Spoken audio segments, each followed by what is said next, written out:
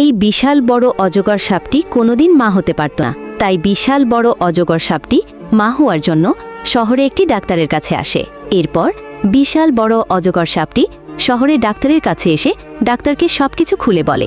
এইসব শুনে ডাক্তাররা বিশাল বড় অজগর সাপটিকে মা হওয়ার জন্য একরকম ওষুধ খাইয়ে দেয়। তখনই বিশাল বড় অজগর সাপটি ওখান থেকে চলে এসে নদীর ধারে একটি ঝুপটি বানাতে শুরু করে।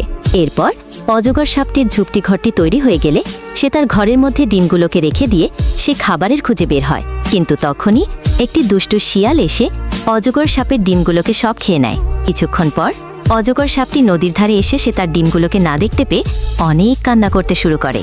কিন্তু তখনই একটি অজগর সাপের ডিম পানির মধ্যে চলে যায়। তখন একটি তোতা পাখি নদীর ধারে অজগর সাপের ডিমটিকে দেখতে পেয়ে ডিমটিকে নিয়ে বাড়িতে চলে আসে।